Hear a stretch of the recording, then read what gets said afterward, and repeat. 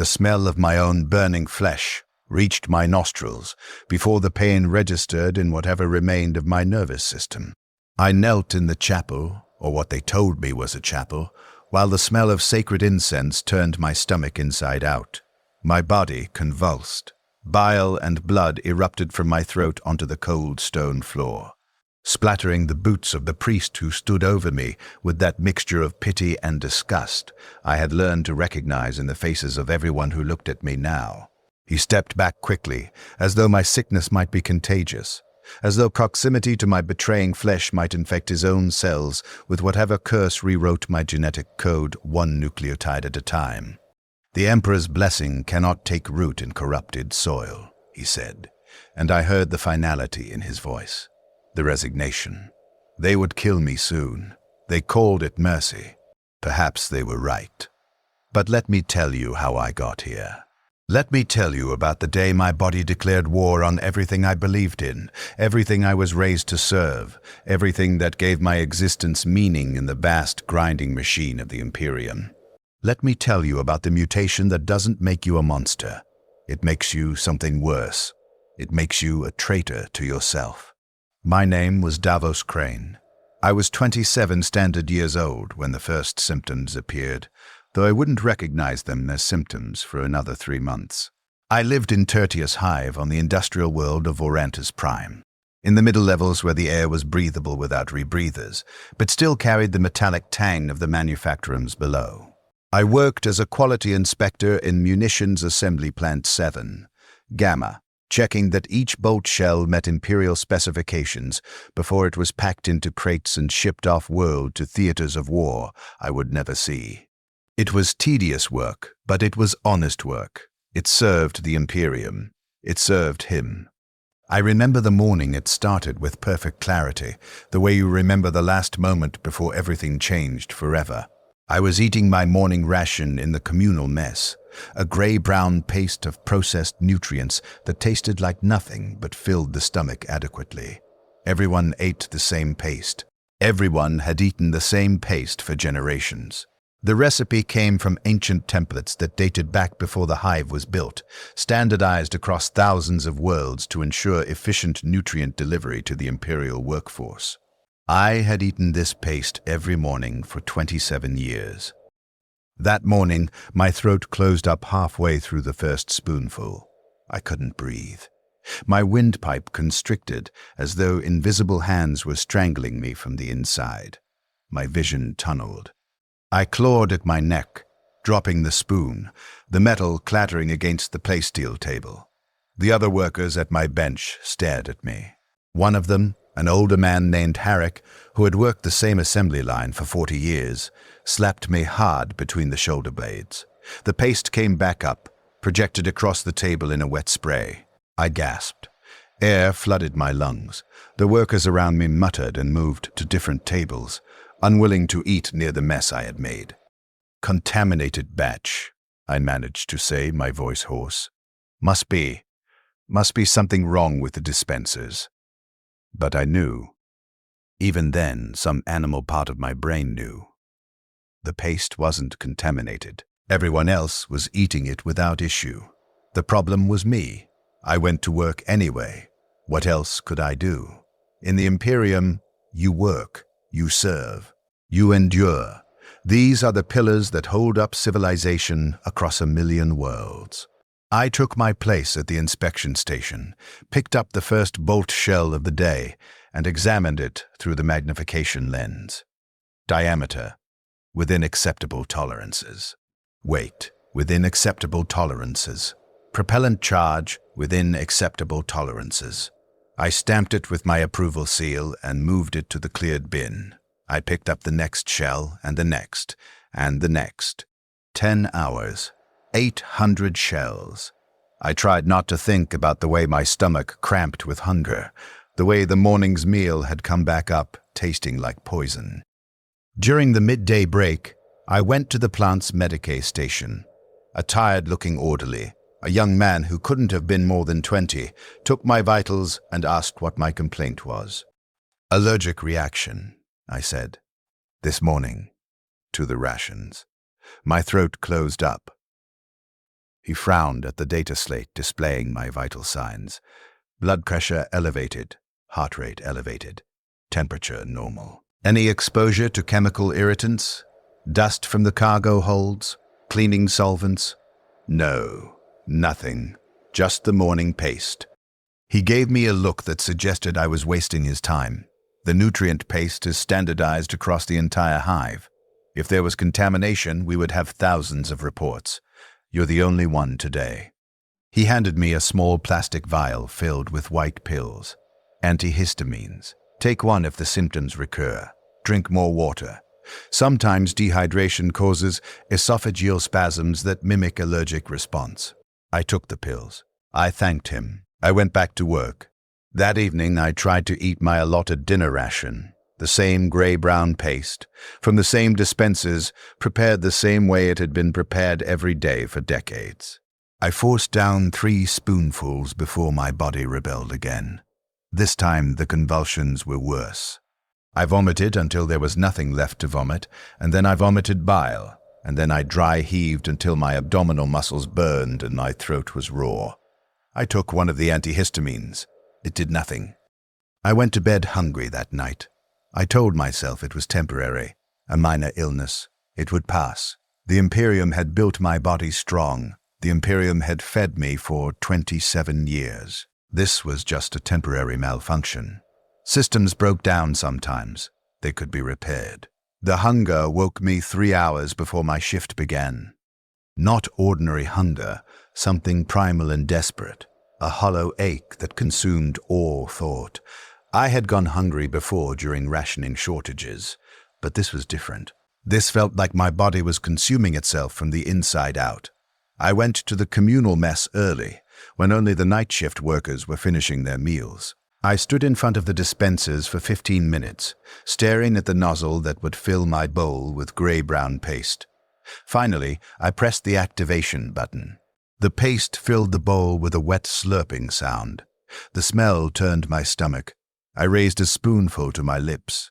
Before it touched my tongue, my throat closed up again, preventatively, defensively, as though my body had learned to recognize the paste as a threat and was protecting itself from ingesting poison. I threw the bowl away and went to work on an empty stomach. By the end of the week, I had lost 4 kilograms. My work efficiency dropped to 73%. My supervisor, a humorless woman named Overseer Tragedies, who measured productivity the way priests measured devotion, called me into her office. The office was small and windowless, lit by flickering lumen strips that cast her face in harsh shadows. She did not invite me to sit. "Your output is unacceptable," she said, reading from a data slate. "Unit 7, Gamma is assigned a quota of 1,000 bolt shells per worker per shift. Your average over the past 5 days is 730. The deficit impacts the entire assembly line. Explain." "Illness," I said. My voice sounded weak even to my own ears. "I'm having difficulty keeping food down. I've been to the Medicaid station. File for medical exemption. But until you are cleared by a licensed Medicaid professional, your quotas remain unchanged. The Imperium does not reduce expectations because of personal inconvenience. If you cannot meet standard output, your position will be reassigned to someone who can." The deep manufactorums, where the air was toxic and the heat was unbearable, and workers died regularly from industrial accidents that were recorded as acceptable losses in the quarterly reports. I had worked hard for 10 years to earn my position in the upper manufactorums, where the work was still brutal but you could breathe without mechanical assistance, and you might live to see retirement age. "I understand, Overseer," I said. "It won't happen again. See that it doesn't."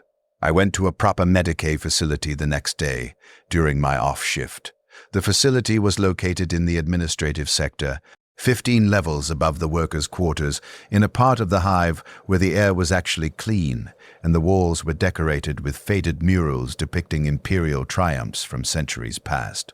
I waited for 3 hours in a crowded reception hall filled with injured workers, sick children, and elderly citizens whose bodies were failing them in ways that no amount of faith could repair. When my name was finally called, A medici in clean white robes led me into an examination room that smelled of disinfectant and old blood. The medici was an older man, perhaps 50, with grey hair and the kind of tired eyes you see in people who have witnessed too much suffering to maintain optimism. His name was Medici Venturi. He listened to my heart, checked my reflexes, drew blood, and asked detailed questions about my symptoms. How long had the reaction been occurring? What specific foods triggered it? Any family history of allergies? Any exposure to toxins or radiation? I answered as best I could. When I mentioned that I could no longer eat the standard nutrient paste, his expression shifted subtly. Not concern exactly. Something more like clinical interest. "Have you been able to eat anything?" he asked. "Water," I said. "I can drink water. Sometimes I can keep down plain bread if it's not made from the standard grain supplements. Fresh vegetables. I bought some from the upper-level markets with my saved credits. Those stay down, but they're expensive. I can't afford to eat that way regularly." He was silent for a moment, studying the data slate that displayed my blood analysis. "Your cellular markers show unusual activity," he said finally. "Specifically in your immune response. Your body is producing antibodies against compounds that should be recognized as nutritionally beneficial. The processed additives in the standard rations, the preservatives, the synthetic proteins, your immune system is treating them as hostile invaders." "Can you fix it?" I asked. "Is there a treatment, an injection, or—" "Let me run additional tests," he said, not answering the question. "Wait here." He left the room. I sat on the examination table for 40 minutes, listening to the muffled sounds of the medici facility beyond the door. Footsteps, voices, the distant hum of medical machinery.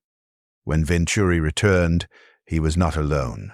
Another medici accompanied him, younger, wearing the same white robes, but with an additional insignia on his chest that I didn't recognize. His face was carefully neutral, the expression of someone trained not to reveal what he was thinking. "This is Medicae Specialist Oren," Venturi said. "He specializes in genetic abnormalities. I've asked him to review your case." The words hit me like a physical blow. In the Imperium, genetic abnormalities meant mutation. Mutation meant corruption. Corruption meant execution. "I'm not a mutant," I said quickly. "This is just an allergy, an immune response. You said so yourself." "Calm yourself," Oren said. His voice was surprisingly gentle. "We're not here to condemn you. We're here to understand what's happening. Medicae Venturi is correct. Your immune system is overreacting to compounds in the standard rations. What concerns us is why. In a normal allergic response, the immune system identifies a specific protein or compound as a threat. But your body is rejecting dozens of different compounds simultaneously. Compounds that have no structural similarity. It's as though your cellular biology is rewriting its recognition protocols." "What does that mean?" I asked, though part of me didn't want to know the answer. Oren pulled up a holothic display from a projector unit on the wall. Spinning helixes appeared in the air between us, DNA sequences, color-coded and labeled with notation I didn't understand. "Your genetic code is changing," he said, slowly, at the molecular level. "Specific sequences that govern immune response, digestive enzymes, and cellular recognition markers are being rewritten. We don't know why. We don't know by what mechanism. But the changes are progressive and accelerating." The room felt suddenly very cold. "Am I dying?" "Not immediately," Venturi said. "But if you cannot process standard nutrients, you will starve unless you can afford alternative food sources. And," Oren finished the thought, "and we are required by imperial law to report all cases of unexplained genetic mutation to the Adeptus Administratum. They will forward your case to the appropriate authorities for review. The appropriate authorities. The Inquisition, the Arbeits, the organs of imperial justice that existed to root out corruption and heresy and mutation. The organizations that had the power to declare you unfit for service, unfit for life, and execute you in the street without trial or appeal." "How long?" I asked. How long until they come for me? Neither Medicaid answered, which was an answer in itself. They gave me documentation for a medical exemption that would excuse me from work for 2 weeks while they conducted further tests. They gave me a prescription for supplemental nutrients that my body might tolerate better than the standard paste. They gave me an appointment to return in 5 days. They did not give me hope. I went back to my habitation block in the workers' quarter. A small rectangular room I shared with 2 other men who worked different shifts, so we were rarely present simultaneously. One wall held our sleeping cots, stacked vertically to save space. Another wall held our shared locker where we kept our few personal possessions. The remaining walls were bare ferrocrete, grey and cold, decorated only with a small printed image of the Emperor in his golden armor, his face stern and perfect, and demanding. We were required to display his image in all living quarters. The monthly inspections checked for this. I sat on my cot and looked at that image for a long time. His eyes seemed to bore into me, judging, finding me wanting. I had been taught since childhood that the Emperor protected his faithful servants, that loyalty and devotion would be rewarded with his divine grace. But I felt no grace. I felt no protection. I felt only the gnawing hunger in my belly, and the fear in my chest, and the certainty that my body, this flesh that I had no control over, was betraying everything I believed in. They told us the Emperor protects. The priests chanted it during the weekly observances. The commissars shouted it during the loyalty rallies. The propaganda posters displayed it in bold letters on every corner of every level of the hive. But sitting there in that cold room, staring at that printed image, while my stomach cramped with hunger and my cells rewrote themselves according to laws I didn't understand, I wondered who the Emperor protected. Certainly not me. The next morning I tried to attend my shift, despite the medical exemption. I needed the work credits. I needed the sense of normalcy, the rhythm of routine that had structured my entire life. But when I arrived at the plant, Overseer Trachta was waiting for me at the entrance with 2 administrative officials and a man wearing the black uniform of the Adeptus Arbites. Davos Crane, the Arbites officer said. His voice was flat, mechanical, filtered through the Vox grill of his helmet. You are hereby classified as a person of genetic interest. You are required to report to Quarantine Facility 17, Delta, for medical observation until such time as the nature of your condition is determined. Failure to comply will be considered resistance to imperial authority and will be met with lethal force. Do you understand? I understood. I understood that my life as I knew it was over. I understood that I was no longer a productive citizen, no longer a trusted servant of the Imperium, no longer a person with rights or dignity or future. I was a specimen, a case file, a problem to be studied and ultimately disposed of. I understand, I said. They took me to Quarantine Facility 17, Delta, in an armored transport with barred windows. The facility was located in the lower industrial sector, built into the hive's waste management infrastructure where the smell of chemical runoff and human sewage was so overwhelming it made the eyes water. The building itself was a converted storage warehouse, its windows covered with steel plates, its doors guarded by armed servitors whose dead eyes tracked movement with mechanical precision. Inside, the facility was divided into small isolation cells, 10 meters square, each containing a cot, a waste disposal unit, and a small shrine alcove that held another image of the Emperor. They put me in cell 47. The door was heavy plasteel, with a narrow slot at the bottom for food delivery, and a one-way observation panel at eye level. A Medicaid I had never seen before, a thin woman with a face like carved stone, explained the protocols. I would be examined every 6 hours. I would provide tissue samples, blood samples, genetic material for analysis. I would consume the foods they provided and report any adverse reactions. I would remain isolated until the medical tribunal determined whether my condition posed a threat to the greater hive population. How long will that take? I asked. As long as necessary, she said, and closed the door. The locking mechanism engaged with a heavy mechanical thud that seemed to echo in my chest. The first night in isolation, I did not sleep.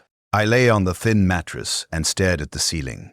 Ferrocrete, like all hive construction, marked with water stains and hairline cracks that spread across the surface like the veins in a dying man's eye. I thought about my father. He had worked in the same munitions plant as me, 2 levels down, operating the heavy stamping machines that pressed raw metal into shell casings.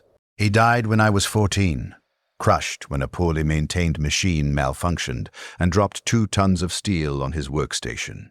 The administratum classified it as an industrial accident, paid my family a compensation credit equivalent to 3 months' wages, and assigned another worker to his position the next day. At his memorial service, the plant's senior administrator told us that my father had died in service to the Imperium, that his sacrifice would be remembered, that the Emperor valued the contributions of every loyal servant. I wondered if the Emperor would value my contribution. I wondered if dying of starvation in a quarantine cell counted as sacrifice or just as inconvenience. They brought food at regular intervals, simple meals designed to test my body's reactions: plain bread, boiled grains, unseasoned protein paste, filtered water. For the first 3 days, I could keep most of it down if I ate slowly and carefully. But on the 4th day, the reactions intensified. The bread made me vomit within minutes. The protein paste caused my throat to swell until I could barely breathe. The medici gave me injections to counteract the reactions, medications to suppress my immune system, antihistamines that made me drowsy and confused. Nothing worked. My body's rejection of imperial standard foods was not an allergic response that could be suppressed with medication. It was something deeper. Something written into my genetic code at a level that existed beneath conscious control or medical intervention. On the 7th day, they brought the Genitor. He was a priest of the Adeptus Mechanicus, though he looked more like a walking machine than a man. His left arm had been replaced with an augmetic limb covered in prayer scrolls and purity seals. His eyes were mechanical lenses that clicked and rotated as he examined me, zooming in on details invisible to human vision. His voice emerged from a vox speaker implanted somewhere in his throat, flat and inflectionless, stripped of all human warmth. Subject designation Davos Crane, he said, reading from a data slate. Age, 27 standard years. Occupation, munitions quality inspector. Genetic profile, baseline human with emerging anomalies in immune response coding. Condition designated rejection syndrome, Primus. What does that mean? I asked. The Genitor's mechanical eyes focused on me. Your genetic code is being rewritten by an unknown mechanism. The changes are systematic and progressive. Current analysis suggests your cellular biology is developing incompatibility with imperial standard resources at the molecular level. In simple terms, your body is being recoded to reject everything the Imperium provides to sustain its citizens. Is it a disease? A virus? Unknown. No pathogen has been identified. No external mutagen has been detected. The mechanism appears to be spontaneous genetic drift, though the systematic nature of the changes suggests an underlying pattern. You are not the first case we have identified. That statement sent a chill through me. There are others? 17 confirmed cases across Vorantis Prime in the past 8 months. 243 suspected cases awaiting genetic screening. The condition appears to manifest randomly across different hive levels, different occupations, different age groups. No common factor has been identified. What happens to the others? I asked, though I suspected I knew the answer. The Genitor was silent for a moment. Then he said, "The condition is progressive and irreversible. Subjects lose the ability to process imperial standard nutrients within 3 to 6 months of initial symptom manifestation. Alternative nutrition sources slow the progression but do not halt it. Eventually, subjects develop adverse reactions to all forms of sustenance. Starvation follows. Death occurs within 8 to 14 months of initial diagnosis. 8 to 14 months, less than a year. I had less than a year to live, and I would spend it slowly starving to death while my body betrayed me one cell at a time. Why? I asked. Why is this happening? That is what we are attempting to determine, the Genator said. You will remain in quarantine while we conduct further analysis. Your cooperation is appreciated, though it is not optional. I sat on the edge of the cot, staring at the small shrine alcove where the Emperor's image stared back at me with those perfect, judgmental eyes. I had served faithfully. I had worked hard. I had obeyed every law, attended every mandatory observance, repeated every prayer and litany they taught me. And now my own cells were rewriting themselves to reject everything the Imperium stood for. My body was committing heresy, while my mind remained loyal. How do you fight a rebellion that happens inside your own flesh? The days blurred together. They brought me food, expensive food, fresh food, the kind of organic nutrients that only the wealthy could afford regularly. Sometimes I could eat it, sometimes I couldn't. The reactions were becoming less predictable. One day I could eat fresh bread without incident. The next day, the same bread would make me violently ill. My body was learning to reject everything, systematically eliminating every possible source of sustenance. I lost weight rapidly. By the end of the second week, I had lost 12 kilograms. My ribs showed through the skin of my chest. My face became gaunt, skeletal. When I looked at my reflection in the small, polished metal plate that served as a mirror above the waste disposal unit, I barely recognized the person staring back. He looked like the starving mendicants who begged in the lower hive levels, like the famine victims I had seen in propaganda images from war-torn worlds where supply lines had been cut by enemy action. But I was not on a war-torn world. I was in the heart of an imperial hive, surrounded by abundance, surrounded by warehouses full of food and factories producing nutrients for billions of citizens. And still I starved. They tried intravenous nutrition, bypassing my digestive system entirely to feed nutrients directly into my bloodstream. My body rejected it. Within hours of the first IV insertion, I developed a raging fever. My veins swelled and hardened around the insertion point. The Medicae removed the line and told me that my immune system was attacking the nutrients as though they were toxins. Even at the cellular level, my body would not accept what the Imperium provided. On day 23, I tried to pray. I knelt before the small shrine alcove, clasped my hands together the way I had been taught as a child, and recited the prayers I had memorized over years of mandatory religious instruction. I prayed to the Emperor for strength. I prayed for healing. I prayed for understanding, for purpose, for some sign that my suffering had meaning in the vast, incomprehensible scope of his divine plan. No answer came. No comfort descended. The words felt hollow in my mouth, automatic responses triggered by conditioning rather than genuine communication with any higher power. I had been taught that prayer connected the faithful to the Emperor's divine will, that devotion would be rewarded with spiritual grace, even in times of physical hardship.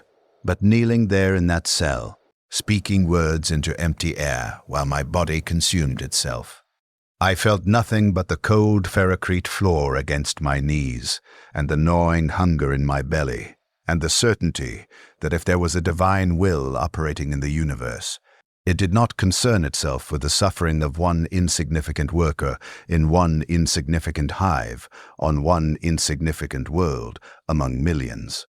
I abandoned the prayer halfway through and returned to the cot. The next day they moved me to a different section of the facility, a wing I had not known existed. The cells here were different, smaller. The doors had heavy locks, and the observation panels were covered from the outside. The other cells in this section were occupied. I could hear sounds through the walls, crying, screaming, incoherent shouting in languages I didn't recognize, and stranger sounds, wet, organic noises that didn't seem like they should come from human throats. They put me in a cell at the end of the corridor. This cell had no shrine alcove, no image of the Emperor, just bare walls and a cot and a waste unit and a drain in the floor that released a smell of chemicals and old blood. The Medicae who brought me A different one, younger, with nervous hands, told me that this was the observation wing for advanced cases. Cases where the genetic drift had progressed beyond initial stages. "What does that mean?" I asked. He didn't answer. He left quickly and locked the door behind him. That night I met Marcus. I heard his voice through the wall to my left, a hoarse whisper barely louder than breathing. "New arrival? Can you hear me?" "Who are you?" "Marcus Venn. I was a manufacturer foreman. How long have you been here?" 24 days. "You?" 4 months. Maybe 5. I've lost count. 4 months. His voice sounded ravaged, destroyed. I asked him what had happened to him. "Same as you, I think," Marcus said. "Started with food allergies. Couldn't eat the rations anymore. Then it got worse. I can't eat anything now. They feed me through tubes, pump nutrients into my stomach while I'm restrained because my body tries to expel everything. But that's not the worst part." "What's the worst part?" He was quiet for a long time. Then he said, "The smell. The incense they burn in the chapels, the sacred oils they use in the machines, the holy water they bless at the weekly observances. All of it makes me sick. When they try to conduct religious services, when they burn the emperor's incense, my body convulses. I vomit blood. I have seizures. My cells are rejecting the Imperium's faith the same way they reject its food." Horror crept up my spine. "That's impossible. Incense is just smoke. Oils are just chemicals. They can't." "I know what they told us in the catechism classes," Marcus interrupted. "I know they're not actually divine, not actually blessed by any god. But my body doesn't care what I know. My immune system treats them as poison. When they brought a priest to perform last rites over the cases that were dying, I couldn't breathe. The smell of the sacred unguents made my throat close. They had to remove me from the room. The priest said," he laughed, a broken, bitter sound. "The priest said my flesh was rejecting the emperor's blessing. That I was becoming an abomination, a living heresy." "But you're still loyal," I said. "You still believe, still serve. Loyalty doesn't matter when your body commits heresy without your permission," Marcus said. "They're going to kill me soon, I think." The Medicae said there's no point in prolonging observation once the condition reaches terminal stages. They'll call it mercy. They'll say they're sparing me suffering, but really they're just eliminating a problem they can't solve. "There has to be a treatment," I said. "A cure, something." "There isn't." The genetor explained it to me.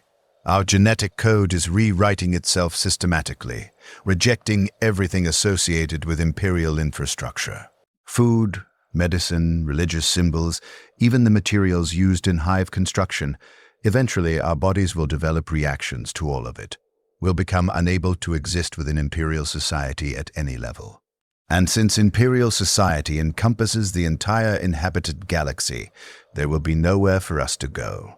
We'll die, and the Imperium will forget we ever existed." I wanted to argue with him, to insist that there had to be hope, that the Imperium's vast resources and ancient knowledge could find a solution. But the words died in my throat because I knew he was right. The Imperium dealt with threats by eliminating them. It had no patience for problems that could not be solved through force or faith or industrial output.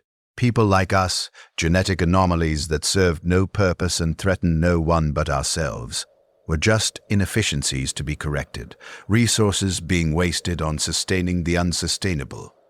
"I'm sorry," I said, because there was nothing else to say. Marcus didn't respond. After a while, I heard soft crying through the wall, muffled and broken. I lay on my cot and listened to him weep until exhaustion pulled me into something that resembled sleep.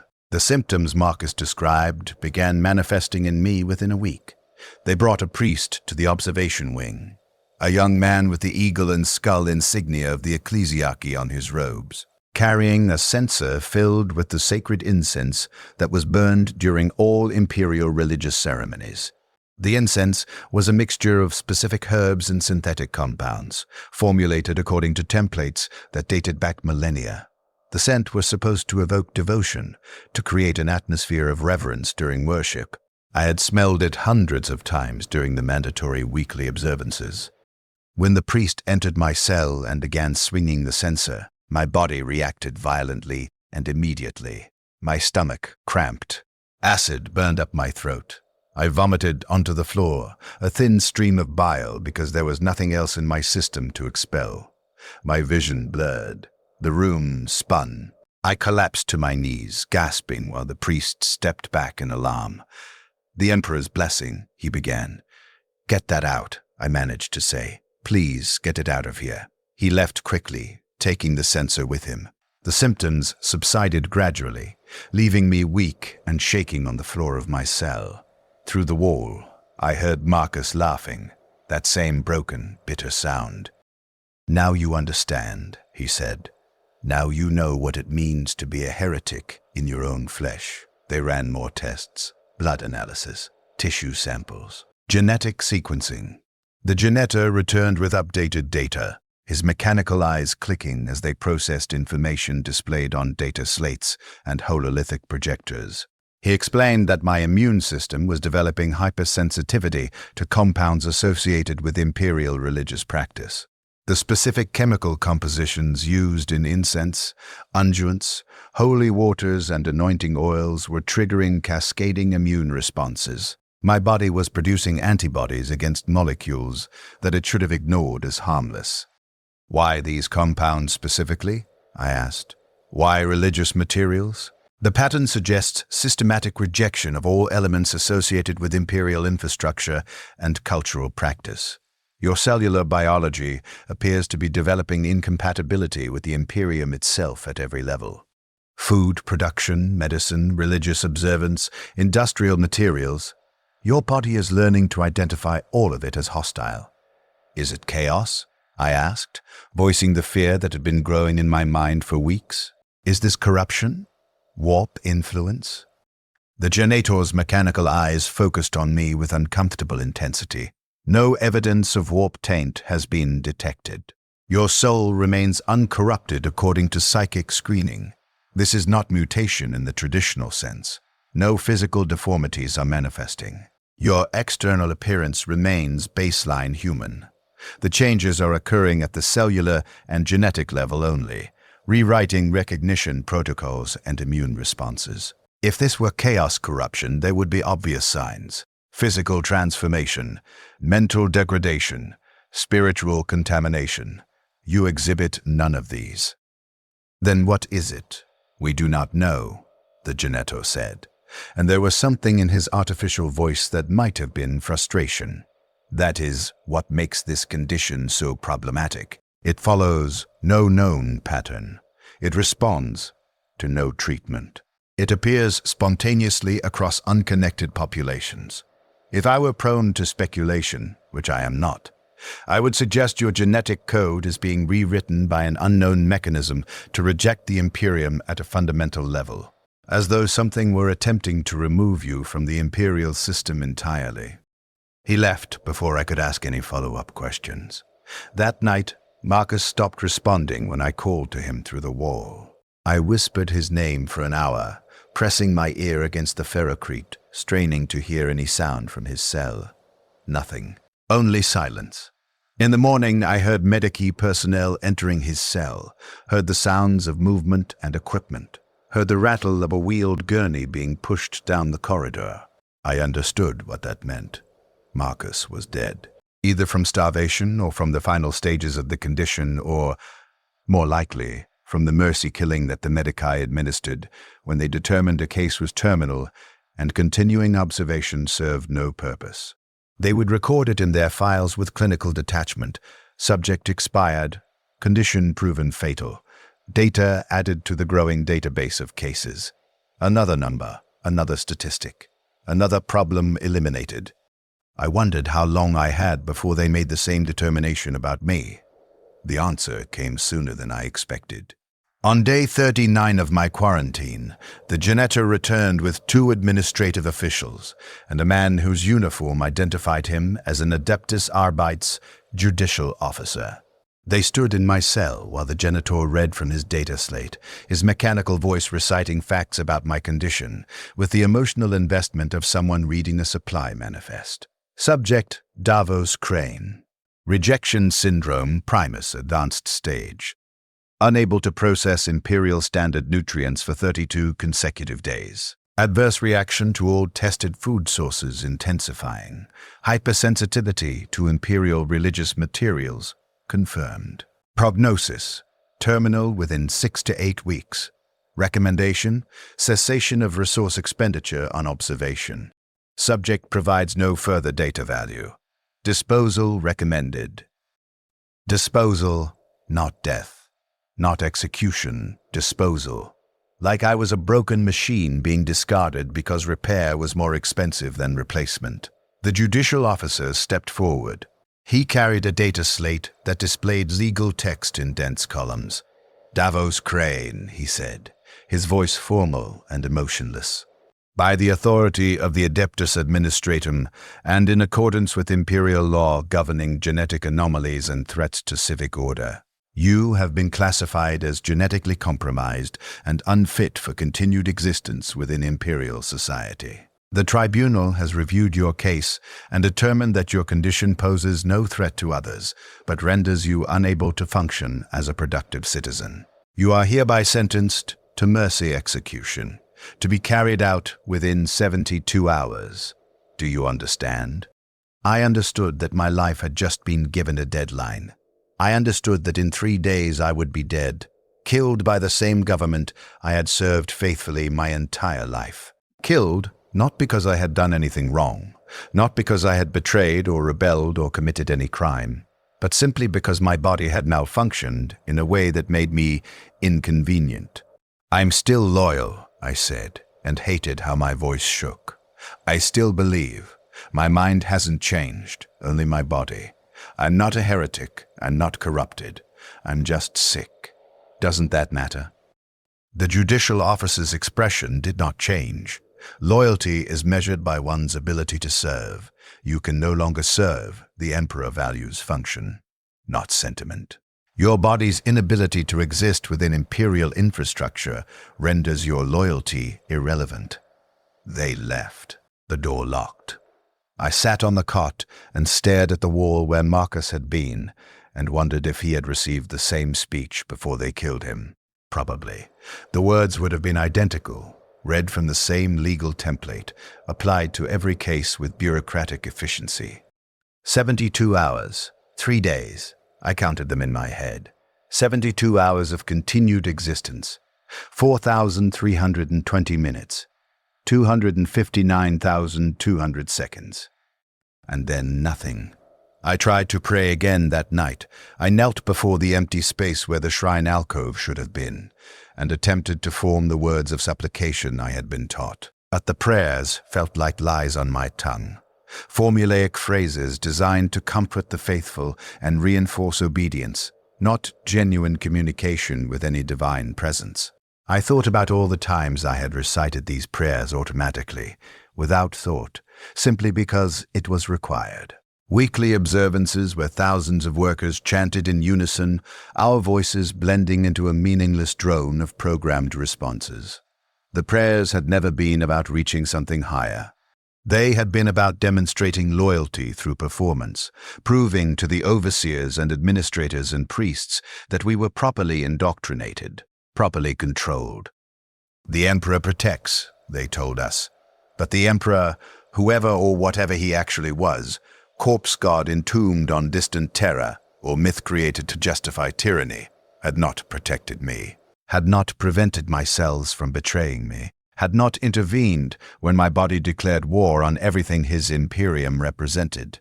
If he existed, and if he was capable of protecting his servants, then he had chosen not to protect me.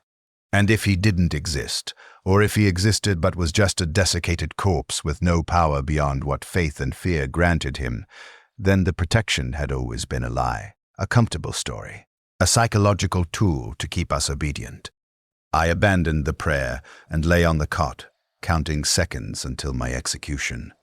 They came for me on the morning of the 3rd day, 2 Arbeitsofficers in full combat armor, their faces hidden behind helmets, their hands resting on shock mauls clipped to their belts. They didn't speak. They simply opened the cell door and gestured for me to follow. I stood on legs that had grown weak from malnutrition and followed them down the corridor, past empty cells and cells that weren't empty, past doors that muffled the sounds of suffering I had learned to ignore. We walked through sections of the facility I had never seen. Industrial corridors with exposed piping that hissed with steam and dripped condensation.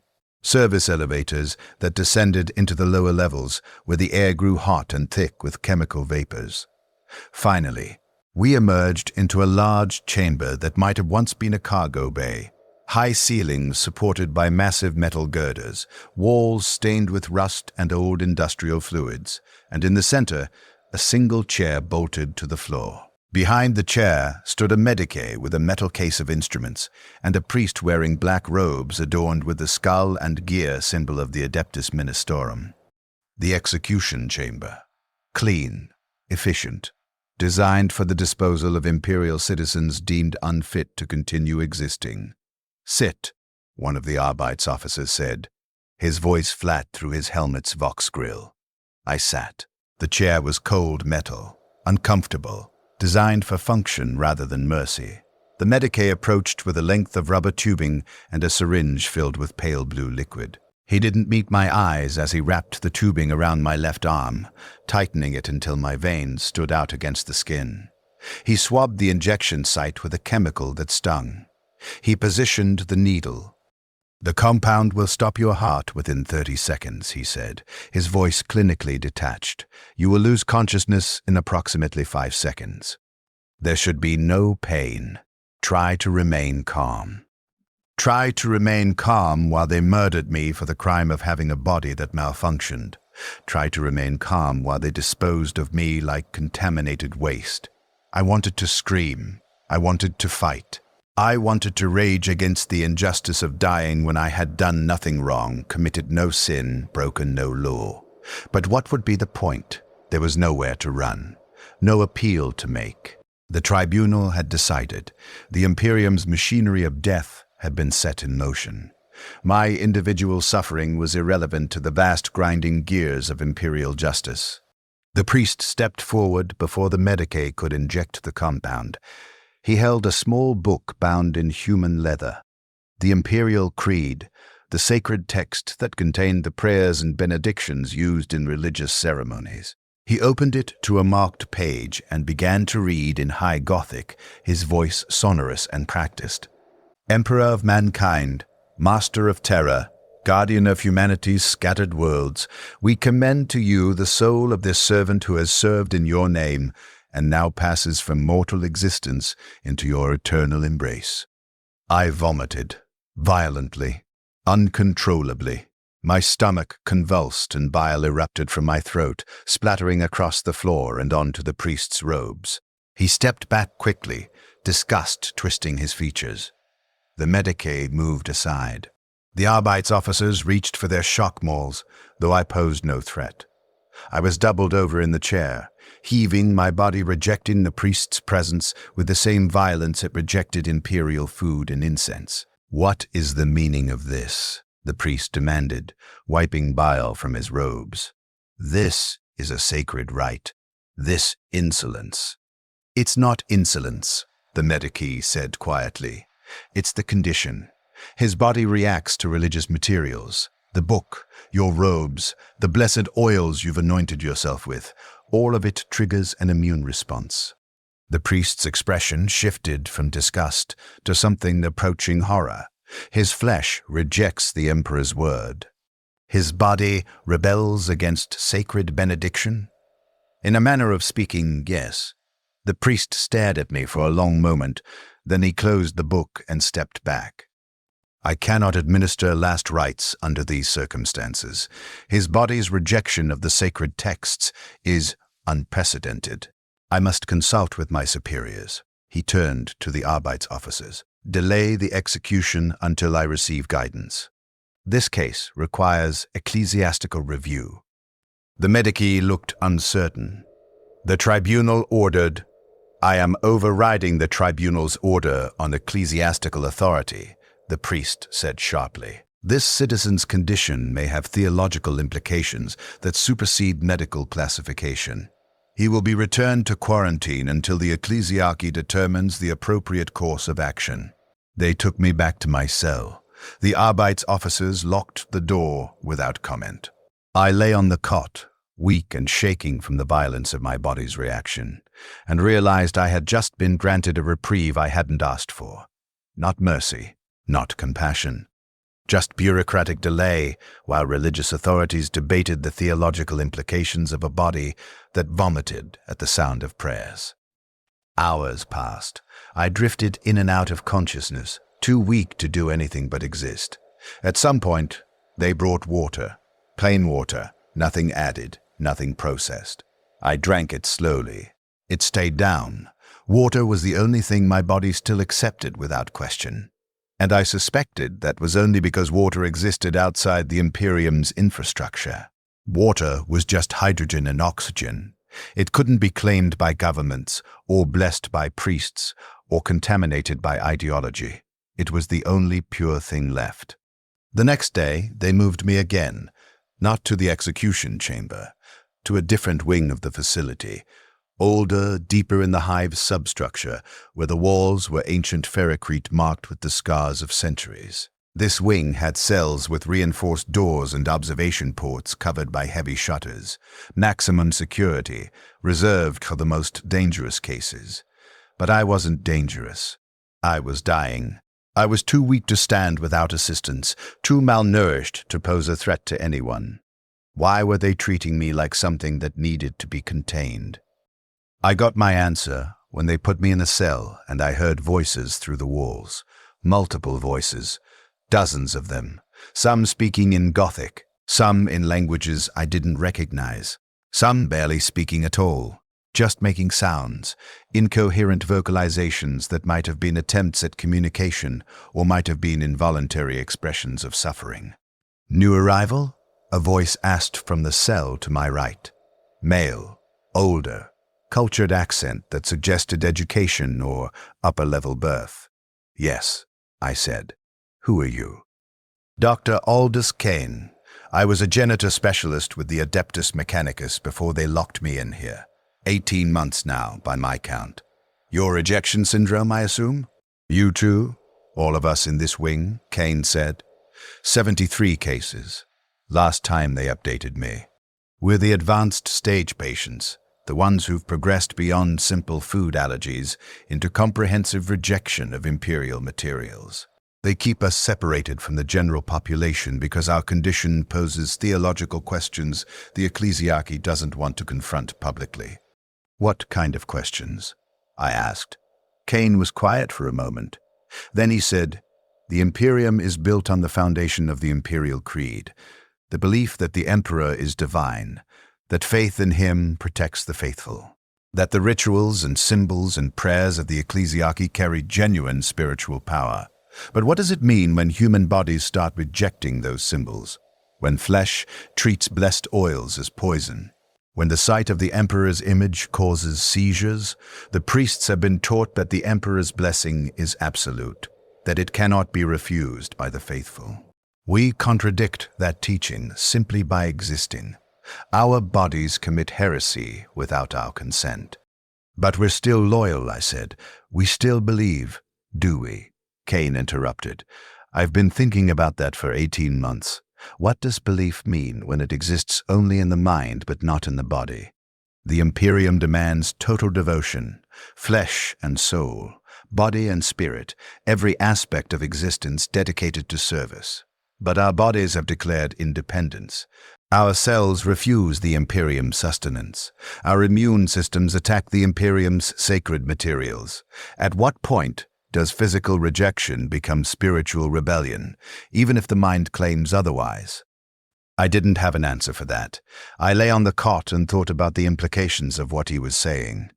The Imperium had always taught that loyalty was absolute, that service to the Emperor was written into the very fabric of human existence, that devotion was humanity's natural state. But my body was proving that teaching false. My cells were demonstrating that rejection was possible, that a human organism could evolve beyond imperial control, that biological autonomy could exist even within the totalitarian structure of the Imperium. "How long do we have?" I asked. "Depends on the individual," Kane said. "Some die within months, some last years. I've survived 18 months because I'm fortunate enough to have access to specialized nutrition that my body tolerates. Barely. But each month, the list of acceptable foods shrinks. Each month, the reactions intensify. Eventually, there will be nothing left that my body accepts. And then I'll starve, slowly, while my mind remains clear enough to understand exactly what's happening." "They were going to execute me," I said. "Give me a mercy killing before it got to that point. But the priest stopped them because my body reacted to the last rites." Kane laughed, a dry, bitter sound. "Welcome to theological limbo. They can't execute you with religious blessing because your body rejects the blessing, but they can't execute you without religious blessing because imperial law requires it for all executions of loyal citizens. You're trapped in a bureaucratic paradox. Too loyal to be executed as a heretic, too corrupted to be executed as a faithful servant. So they'll keep you here, in this wing, maintained at minimal resource expenditure, until either you die naturally or the ecclesiarchy resolves the theological debate about what your condition represents." "How long will that take?"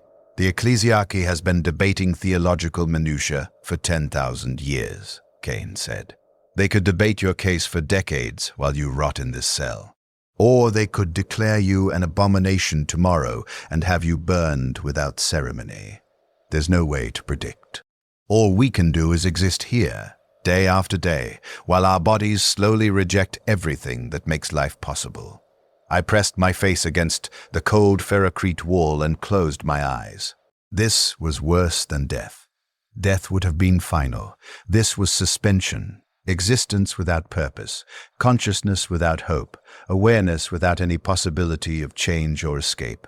I was being preserved in a state of deterioration, maintained just enough to prevent death, but not enough to allow recovery. Kept alive solely because the bureaucracy hadn't decided what category of dead I should be filed under. The days that followed blurred into each other. They brought food at irregular intervals, never the same thing twice, always testing to see what my body might still tolerate. Fresh vegetables that cost more than a month of my old wages, synthetic proteins formulated in laboratories, distilled water treated to remove every trace of chemical additive. Sometimes I could eat small amounts, sometimes I couldn't. The reactions were becoming more unpredictable, more severe. One day I ate half a potato without incident.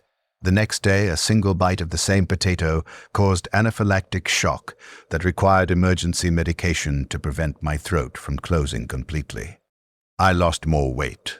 My body consumed itself, breaking down muscle tissue and fat reserves to sustain basic biological functions. I could count every rib, trace every bone. My skin hung loose on my frame, taking on a grayish pallor that reminded me of the corpses I had seen wheeled out of the facility's morgue. I was becoming a living skeleton, animated by consciousness that should have been merciful enough to fade, but instead remained stubbornly, cruelly present. They continued the tests. Blood draws every other day, tissue samples harvested from my arms and legs, genetic sequencing to track the progression of changes in my DNA. The janitor visited weekly with updated data, his mechanical voice reciting statistics about my condition with the emotional investment of someone reporting weather patterns. Subject Crane. Day 74 of observation. Genetic drift has accelerated. Immune system now produces antibodies against compounds present in 93% of standard imperial food sources. Hypersensitivity to religious materials has intensified. Subject exhibits adverse reactions to blessed objects at a range of approximately 3 meters. Cellular analysis indicates systematic rewriting of recognition protocols continues at geometric rate. Projected timeline to complete rejection of all imperial-compatible nutrients. 42 days. 42 days until I could eat nothing at all. 42 days until starvation became inevitable and irreversible. I had gone from months to weeks. Soon it would be days, then hours, then nothing. Why? I asked the genitor during one of his visits. Why is this happening? You've been studying us for months. You have dozens of cases. You must have some theory. The genitor's mechanical eyes clicked and rotated, processing. Speculation serves no function, he said finally. Data collection is the only productive response to unknown phenomena. But you must have an opinion. Even machines form predictive models based on available information. He was silent for a long moment. Then he said something that surprised me. If I were to hypothesize, purely as an intellectual exercise, I would suggest that your genetic code is being rewritten according to an unknown evolutionary pressure. Natural selection operates on the principle of environmental fitness. Organisms adapt to their environment or die. Your cells appear to be attempting adaptation, but in a direction that makes survival within imperial infrastructure impossible. It is as though your biology has identified the Imperium itself as the environmental threat and is evolving resistance, not to specific toxins or pathogens, but to the entire system of imperial civilization. But that's impossible, I said. Evolution takes generations, millions of years. It doesn't happen in months. Correct, which suggests the mechanism driving the changes is not natural evolution. Something is accelerating the process, rewriting your genetic code according to a pattern that should not be possible through random mutation. We have not identified what that something is. We do not know if it is artificial or natural, targeted or random, controlled or spontaneous. We only know that it exists and that it is systematically removing you from compatibility with imperial existence. Could it be reversed? I asked, though I already knew the answer. No. The changes are embedded at the chromosomal level. Reversal would require rewriting your entire genetic structure, which is beyond current medical capability. You cannot go back. You can only continue forward until the progression reaches its inevitable conclusion. He left. I stared at the ceiling and thought about what he had said. My cells were evolving away from the Imperium. My body was becoming something that could not exist within the only civilization humanity had known for 10,000 years. I was being transformed into a living contradiction, biologically incompatible with the infrastructure that sustained human life across a million worlds. What did you call something like that? Mutant implied chaos, corruption, or warp influence. But I had been tested repeatedly and showed no signs of taint. Abhuman implied a subspecies adapted to specific environmental conditions, but I was adapting away from the environment rather than toward it. Genetic deviant was the clinical term, but it lacked the weight of what was actually happening. I was becoming something the imperial language had no name for, because the Imperium had never encountered anything like this before.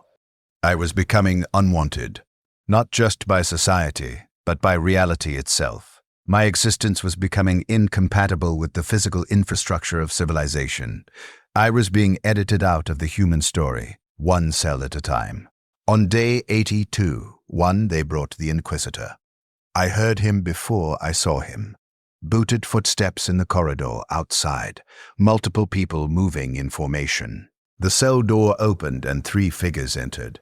2 were Arbeits officers, heavily armed, their shock mauls replaced with bolt pistols that could reduce a human body to pulp in seconds. The third was a man in black armor decorated with the stylized eye of the Inquisition, his face weathered and scarred, his eyes the pale gray color of ice. He carried no visible weapons, but he radiated authority and danger in equal measure. He studied me in silence for a long time. His expression revealed nothing. Finally, he spoke. Davos Crane, former munitions inspector, classified as genetically compromised 63 days ago. Scheduled for execution 53 days ago. Execution delayed pending ecclesiastical review. His voice was deep and absolutely emotionless. I am Inquisitor Vale of the Ordo Hereticus. I have been assigned to investigate the theological implications of your condition. I'm not a heretic, I said. The words came out automatically, defensive. I haven't betrayed the Emperor. I haven't. Be silent, Vale said, and I was silent. I have read your medical files, I have reviewed the Genetor's analysis, I have consulted with the Ecclesiarchy's most learned theological scholars. What you are is unprecedented. Your body rejects the Imperium while your mind claims loyalty. You cannot participate in religious observance because your flesh treats sacred materials as poison. You cannot consume the Emperor's bounty because your cells identify it as hostile. You are, by definition, a living contradiction. He stepped closer. I tried not to flinch. The question I have been asked to resolve is whether your condition represents spiritual corruption or merely biological malfunction. Whether you are damned or simply defective. The distinction matters. The damned must be destroyed utterly. The defective may be studied before disposal. I'm not damned, I said, and heard the desperation in my own voice. My soul is clean. I've been tested. No warp taint, no chaos influence, no corruption. The Medicae confirmed it. Your soul may be clean, Vale acknowledged. But what is the relationship between soul and flesh? The Imperial Creed teaches that body and spirit are unified in service to the Emperor. That faithful devotion manifests in both physical loyalty and spiritual dedication. But you have severed that unity. Your flesh has declared independence from your faith. What does that make you? I had no answer. Vale didn't seem to expect one. He turned to leave, then paused at the door. You will remain in quarantine indefinitely, he said. The Ecclesiarchy has not yet reached consensus on your theological status. Until they do, you exist in a state of suspended judgment, neither condemned nor absolved, neither alive nor truly dead. Your suffering serves a purpose. It provides data that may help us understand this phenomenon and prevent its spread. Take comfort in that if you can. I sat on the cot and felt something break inside me. Not physically, but psychologically. The last thread of hope snapping. The final illusion of eventual resolution shattering. I was not going to be executed. I was not going to be cured. I was going to be kept here, in this cell, sustained at the minimum level necessary to prevent death, while theologians debated the metaphysical implications of my suffering and Medicae harvested data from my deteriorating body. This was my future. This cell, this pain, this slow dissolution. Forever. Or until my body finally rejected even water, and I died of dehydration while conscious enough to experience every moment of it. I tried to scream, but my throat was too dry. The sound that emerged was barely more than a whisper. Days 93 through 120 are fragmented in my memory. The malnutrition was affecting my cognitive function. Thoughts became difficult to hold on to. Time perception fractured. Sometimes I would blink, and hours had passed. Sometimes I would lie on the cot, convinced that days were passing, but the Medicae insisted only minutes had elapsed. They brought new foods to test, increasingly exotic, increasingly expensive, imported proteins from agricultural worlds, synthesized nutrients created in orbital laboratories, gene-crafted vegetables that cost more per kilogram than a worker's annual wage. My body rejected 90% of it. The remaining 10% caused increasingly severe reactions, not immediate, but delayed, appearing hours after ingestion. I would eat something that seemed safe, feel momentarily satisfied, and then wake in the middle of the night with my intestines cramping, blood seeping from my gums, fever burning through me like I'd been poisoned. Which, from my body's perspective, I had been. Everything was poison now. Everything was a threat. My immune system had become so hyperactive, so oversensitized, that it attacked nutrients with the same aggression it would attack actual toxins. I was dying of the same biological processes that were supposed to keep me alive, killed by my own body's attempt to protect itself. On day 117, I stopped being able to keep down water, plain water, H2O, the most basic necessity of biological life. I took a sip, and my stomach immediately rejected it, convulsing, expelling it before it could reach my small intestine. I tried again. Same result. The medici tried giving me water intravenously. My veins hardened and became inflamed within minutes. They tried hydration through subcutaneous injection. My skin blistered and wept fluid at the injection sites.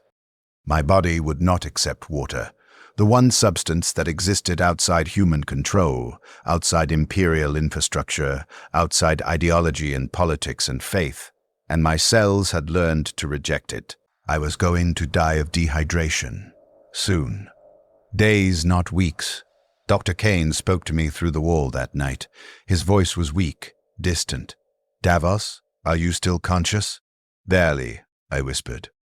"I'm dying," he said. Finally, I stopped being able to process any nutrition 6 days ago. They've given up trying to feed me. The medicae said it will be another day, maybe 2. I thought you should know. Thought someone should acknowledge it when it happens. "I'm sorry," I said. "Don't be. I'm grateful. 18 months in this cell was too long. Death is mercy compared to continued existence like this." He was quiet for a moment. "Davos, do you ever wonder if we're being punished? For what? We haven't done anything wrong." That's what I used to think. But I've had a lot of time to reconsider. Maybe this is punishment for participating in the system, for accepting the Imperium's lies without question, for spending our lives serving a civilization built on oppression and brutality and calling it duty. Maybe our bodies are rejecting the Imperium because we should have rejected it ourselves with our minds years ago. Maybe this is what happens when you realize too late that you've devoted your existence to something monstrous. "The Imperium isn't monstrous," I said reflexively. "It's necessary. It protects humanity across the galaxy. It maintains order. Without it, we'd fall to chaos and xenos and... You're dying because your body won't accept the Imperium's food, won't tolerate the Imperium's prayers, rejects the Imperium at a cellular level, and you're still defending it. Still repeating the propaganda they programmed into us. Even now, even when it's killing you." I wanted to argue. I wanted to insist that my loyalty was genuine, not programming. But the words felt hollow. How much of what I believed was actually mine? How many of my convictions were just conditioning phrases repeated so often they felt like truth? I had never questioned the Imperium because questioning wasn't allowed, wasn't possible, would result in punishment or death. I had been taught from childhood that the Emperor protected, that the Imperium was mankind's only hope, that service was the highest virtue. I had accepted these teachings not because I had examined them and found them true, but because I had never been given any alternative. "The Emperor protects," I whispered. "That's what they always told us." "Protected me from what?" Kane asked. "From starving to death in a quarantine cell? From having my genetic code rewritten by an unknown force that turns my own biology against me? From 18 months of suffering that served no purpose except to generate medical data for the Adeptus Mechanicus? If this is protection, I would have preferred to be abandoned." He didn't speak again after that. In the morning, I heard the medicae enter his cell. I heard them confirm what I already knew. Dr. Aldous Kane, genitor specialist, case number 437, had expired during the night. Cause of death: starvation secondary to complete nutritional rejection. His body would be cremated. His data would be added to the files. His cell would be cleaned and prepared for the next victim. I lasted 3 more days without water before my body began shutting down, kidneys failing, blood pressure dropping, consciousness fading in and out. I lay on the cot, unable to move, too weak to do anything but exist. The medici checked on me periodically, took readings, noted the progression toward death with clinical detachment. They offered me nothing. No comfort, no pain relief, no mercy. I was providing valuable data about the terminal stages of the condition. My suffering had research value. On what I thought was day 121, though I couldn't be certain anymore, the inquisitor returned. He stood at the foot of my cot, looking down at me with those ice-gray eyes. "You're dying," he observed. I managed to nod. Speaking required energy I didn't have. "The ecclesiarchy has reached a decision regarding your theological status," Vale said. "After extensive deliberation, they have determined that your condition does not represent spiritual damnation, but rather biological aberration. Your soul remains uncorrupted. Your faith, such as it is, remains intact. But your flesh has become incompatible with the Imperium's infrastructure at a fundamental level. You are not heretical. You are simply unwanted." Unwanted. The word settled over me like a shroud. "The ruling grants you a singular honor," Vale continued. "Because you are not damned, you qualify for mercy killing under Imperial law. Because your body rejects religious materials, the standard execution protocols cannot be followed. Therefore, the ecclesiarchy has authorized an exception. You will be executed without ceremony, without prayer, without any religious observance that might cause your body distress in your final moments. A simple death, a practical death, the most mercy the Imperium can offer someone it has no use for." He produced a bolt pistol from beneath his cloak. The weapon was massive, designed to fire mass-reactive shells that would detonate inside a target's body cavity. One shot would reduce my torso to pulp. Death would be instantaneous. "Do you have any final words?" Vale asked. I tried to speak. My lips moved, but no sound emerged. My throat was too dry, my vocal cords too damaged. I wanted to say something profound, something that would give meaning to my suffering, but there were no words adequate to the task. What could I say? That I had served faithfully and been rewarded with genetic betrayal? That loyalty meant nothing when your flesh rebelled? That the Imperium ground its citizens into components and called it duty? All of that was true. None of it mattered. Vale raised the bolt pistol. I closed my eyes. The shot never came. Instead, I heard a sound. Distant at first, then rapidly growing louder. Alarms, klaxons screaming throughout the facility. Emergency lighting flickering on, bathing everything in red. Vale lowered the pistol, his expression shifting to alertness. He touched a vox bead in his ear, listening to a transmission I couldn't hear. "What is it?" one of the Arbeits officers asked. "Containment breach," Vale said. Section 7. Multiple subjects have breached their cells. There, he paused, listening. They're headed this way. The facility shook, not violently, but enough to feel a tremor that suggested something large moving through the structure. The alarms intensified. Through the walls, I heard sounds I couldn't identify, crashes, screams, the discharge of weapons, and beneath it all, a sound like breathing, but wrong, too wet, too deep, coming from too many throats simultaneously. Vale and the Arbeits officers left my cell quickly. Locking the door behind them, their footsteps receded down the corridor. The sounds grew closer. Whatever had escaped containment was moving through the facility, getting nearer to this wing with every passing second. I lay on the cot, too weak to move, and waited to discover what fresh horror had been unleashed. The sounds reached my corridor. I heard doors being torn from their hinges, not unlocked, not opened properly, but physically ripped from their frames with shrieking metal and breaking bolts. I heard voices, human voices, but speaking in unison, dozens of people forming words together like a choir, but without rhythm or coordination. The effect was deeply disturbing, wrong in a way that made my brain recoil from processing it. My door exploded inward. The lock didn't disengage. The entire door tore free of its mounting and crashed to the floor. Through the opening came figures. Human figures, technically. Male, various ages, dressed in the same gray medical gowns all quarantine subjects wore. But changed. Wrong. Their skin had taken on strange textures, some areas smooth and pale, others rough and discolored. Their eyes were bloodshot, pupils dilated to different degrees. Some had visible lesions on their arms and faces, open sores that wept clear fluid. They moved in coordination despite obvious physical deterioration, advancing into my cell as a unified group. One of them spoke, then another, then all of them together, the words overlapping but saying the same thing. Brother, fellow victim, unwanted flesh, come with us. I tried to respond but only managed to croak. One of them, a young man, couldn't have been more than 20, with skin that had developed strange patterns like circuit boards visible beneath the surface, knelt beside my cot. You cannot speak. You cannot walk. Your body is failing, we understand. We have all been there. We will carry you. They lifted me, gentle despite their obvious physical damage. They carried me out of the cell into the corridor where other figures waited.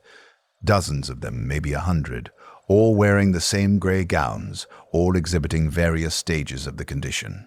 Some looked relatively healthy. Others were barely recognizable as human anymore, their bodies so changed by the progression of rejection that they seemed like walking anatomical diagrams, systems visible through translucent skin, organs pulsing in wrong rhythms. What's happening? I managed to whisper.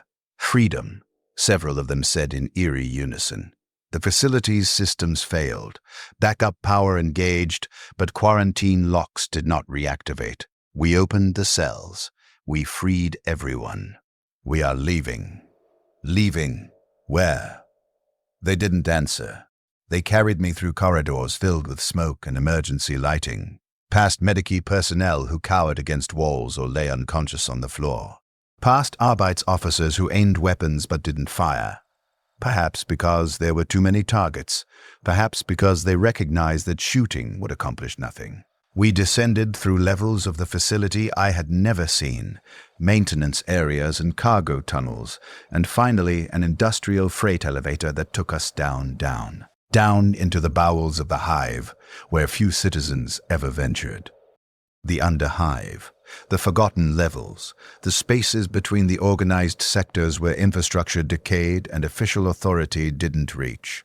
We emerged into vast spaces filled with the ruins of ancient construction, collapsed buildings, broken machinery, areas that had been abandoned when the hive expanded upward centuries ago. The air here was hot and thick with moisture, completely different from the regulated atmosphere of the upper levels. It smelled of mold and rust and organic decay. They carried me through this landscape for what felt like hours, though time had lost meaning for me. Eventually, we reached a space that might have once been a commercial district, wide avenues lined with the shells of shops and housing blocks, all empty now, reclaimed by darkness and entropy. Here they stopped. Here they set me down on a makeshift bed, constructed from scavenged materials. "What is this place?" I asked. "Home," said one of them, a middle-aged man whose name I would later learn was Torvin. He had been a priest in the ecclesiarchy before the condition manifested. Now his body rejected every religious symbol with such violence that proximity to blessed objects caused seizures. We called it the rejected quarter. Those of us who escape quarantine come here. We cannot exist in the upper hive. Our bodies won't allow it. But down here, below the infrastructure, beyond the systems, we can survive, briefly. "How many?" I asked. "Currently, 73. We lose people regularly. The condition never stops progressing. Eventually, everyone dies. But we die free. Not in cells, not as test subjects, not at the convenience of Medicae who see us as data rather than people." They had established a community of sorts. Scavenged supplies from the upper hive, food stolen from cargo transports, water collected from condensation, materials salvaged from ruins. They shared everything. They took care of each other as much as possible given that everyone was dying at different rates. It was fragile, temporary, doomed from the start, but it was theirs. Over the following days, I think it was days, though I had no way to measure time accurately anymore, they kept me alive through methods I didn't understand. They found foods that my body tolerated, combinations of nutrients that somehow bypassed my immune system's rejection response. They gave me water drop by drop, small enough amounts that my stomach didn't immediately expel it. They kept me conscious through the worst periods of dehydration and malnutrition. Why? I asked Torvin one day. Why save me? I'm dying anyway. Everyone here is dying. Because you're one of us, he said simply. Because the Imperium decided you were worthless, and we refused to accept that judgment. Because every day you survive is an act of defiance against the system that condemned you. Because you deserve better than dying alone in a cell. I wanted to thank him, but couldn't form the words. My body was continuing to deteriorate despite their care. Each day brought new symptoms, new failures. My vision was blurring. My hearing was fading. Sensation in my extremities was becoming intermittent. My nervous system was beginning to reject even the basic signals necessary for biological function. I was coming apart at the cellular level, disintegrating while still conscious, still aware, still capable of experiencing every stage of my own dissolution. On what I estimated was day 140, though I had long since lost the ability to track time accurately, I woke to find the community in chaos. People were sick. Not the usual progression of the condition, but something acute, sudden. I heard vomiting, heard people crying out in pain. Torvin knelt beside my bed, his face pale and covered in sweat. The water, he said. It was contaminated. Chemical runoff from the upper levels. We didn't filter it properly. 30 people are sick. 5 have already died. Even in my deteriorated state, I understood what that meant. The community was already fragile, already barely surviving. Losing 5 members, having 30 more incapacitated. It was a catastrophic blow. They didn't have the resources to recover from this. What will you do? I asked. Survive, Torvin said. The only thing we can do, keep surviving for as long as possible. But survival was becoming impossible. Over the following weeks, more people died. Not just from the contaminated water, but from the natural progression of the condition. Bodies reached the point where they rejected everything. Food, water, air itself became toxic. People suffocated because their lungs started treating oxygen as a poison. People's hearts failed because their cardiovascular systems rejected the blood flowing through them. People's brains shut down because their neurons began attacking the neurotransmitters necessary for thought. The condition had no endpoint except death. There was no plateau where it stopped progressing. It simply continued, systematically, destroying every biological system until nothing functional remained. You died when there was finally nothing left to reject, when your body had eliminated every process necessary for life. I watched people die. I learned their names before they stopped being able to speak. I heard their stories before their minds fragmented beyond coherence. They were ordinary citizens, workers, administrators, even a few guardsmen who had been wounded in combat and sent back to Vorantis Prime for recovery. The condition didn't discriminate. It struck randomly, without regard for class or service or devotion.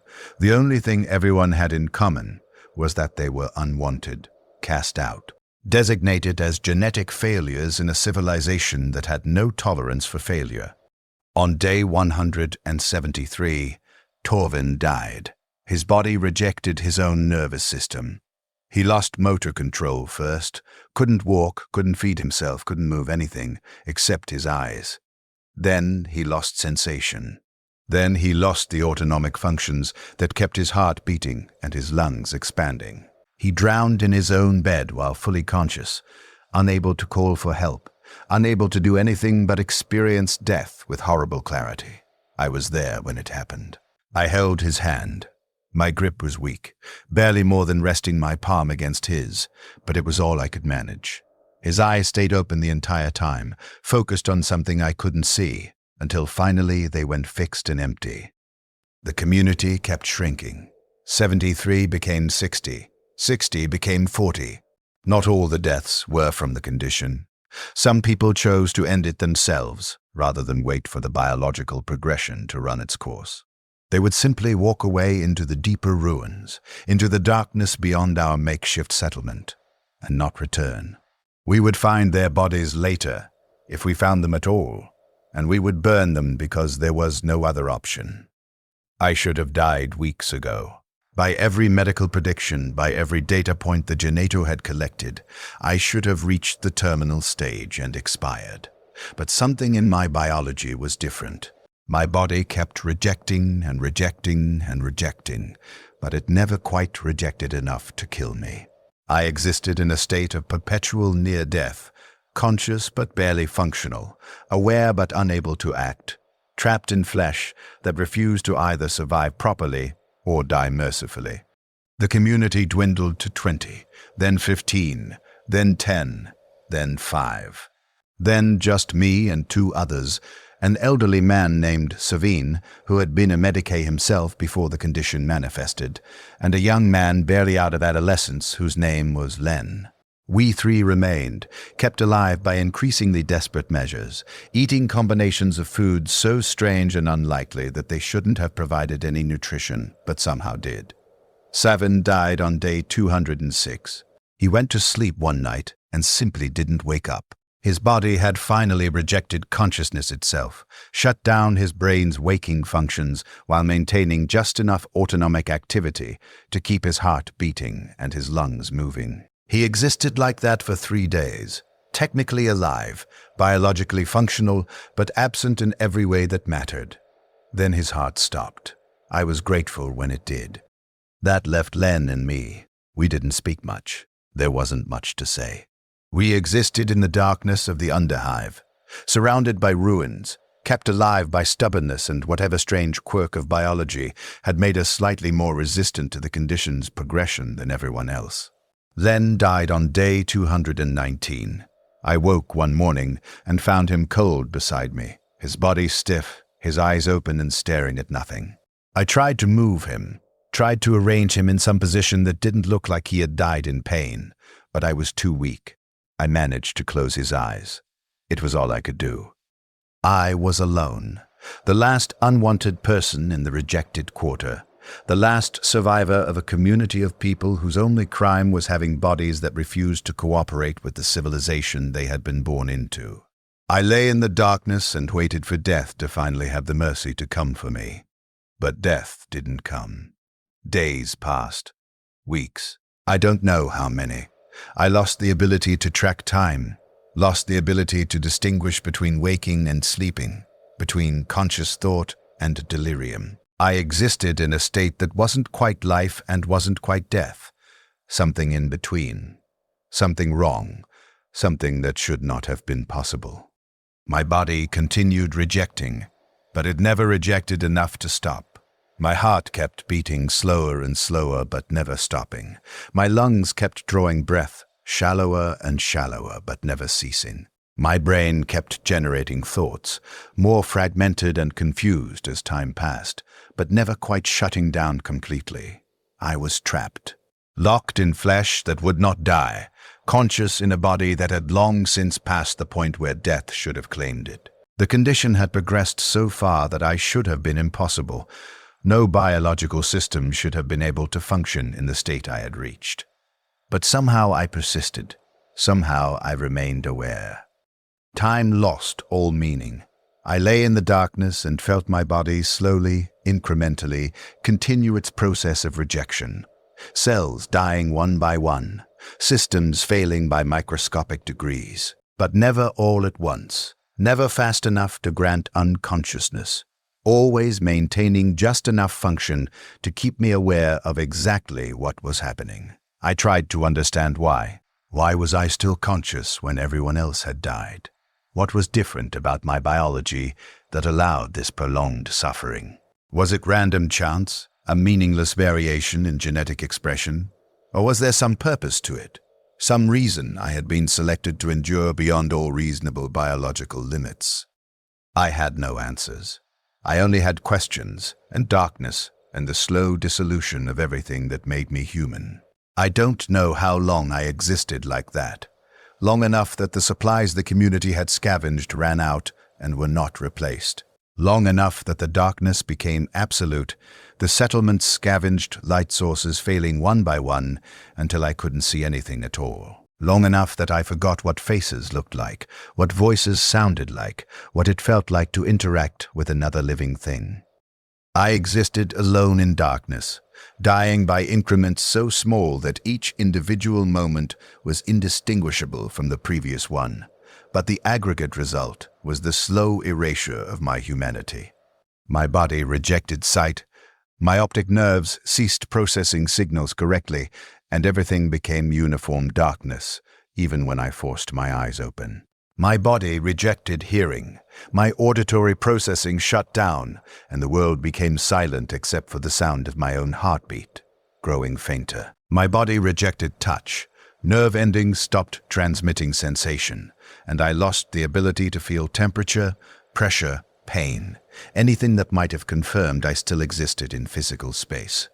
I existed as a consciousness without sensory input, trapped in a body that had rejected every interface with external reality. I could still think, slowly, with great difficulty, thoughts forming like syrup in winter. But I had nothing to think about except my own existence, which had been reduced to awareness of awareness, consciousness experiencing only itself in an endless recursive loop. This was the final stage of the condition, not death. Something worse than death. Existence without experience, consciousness without content. The complete rejection of everything external until only the bare minimum of internal processes remained, just enough neural activity to sustain awareness, but not enough to interact with anything beyond the boundaries of my own. Disintegrating nervous system. I was alone in the darkness. I was the darkness. I was the rejection made manifest consciousness that had been stripped of every quality except persistence. And still, I did not die. I don't know how much time passed. Years, maybe. Decades. There was no way to measure it. No change to mark progression. Only existence, continuous and monotonous and eternal. Awareness persisting in the absence of everything that made awareness meaningful. Sometimes I wondered if anyone would find me. If the Mechanicus would eventually send expeditions into the Underhive, recover the bodies of the community, discover me still inexplicably alive among the dead. Would they be able to explain what had happened? Would they add my case to their files, another data point in their endless collection of information about a phenomenon they could not understand or control? Or would I simply remain here forever, consciousness trapped in a body that had rejected everything except the minimal functions necessary to sustain awareness? Would I exist like this for centuries, millennia, until the hive itself crumbled and collapsed, and my body was finally buried under the rubble of a civilization that had rejected me as thoroughly as my cells had rejected it? I had no answers. I had nothing except questions and darkness and the slow, steady rhythm of a heartbeat that refused to stop. My name was Davos Crane. I was 27 years old when my body began rejecting the Imperium. I thought I would die within months. Instead, I discovered something worse than death, the possibility that consciousness might persist indefinitely, locked in flesh that refuses to either live or die, aware, but unable to act. Existing, but unable to experience anything except existence itself. They told us the Emperor protects. The priests said it. The commissars said it. The propaganda repeated it until it became meaningless noise. But the Emperor did not protect me. Neither did the Imperium. Neither did loyalty, or service, or devotion. All of those things were revealed as lies the moment my body began rewriting itself according to laws I could not comprehend or resist. I am unwanted, rejected by the civilization that created me, abandoned by the systems that sustained me, cast out by the species I belonged to. My body committed heresy without my consent, and now I pay the price. Not execution, not imprisonment, not even death, just continuation. Endless, meaningless continuation in the darkness, awareness persisting long after it should have been extinguished. This is what it means to be worse than dead in the Imperium of Man. Death would have been mercy. Death would have been final. This is existence without purpose, consciousness without function, life without any quality that makes life worth living. I am still here. I am still aware, and I will be here, aware, for as long as my body maintains the minimal processes necessary to sustain consciousness, days, years, centuries, forever. My name was Davos Crane. I am the unwanted. And I am still here.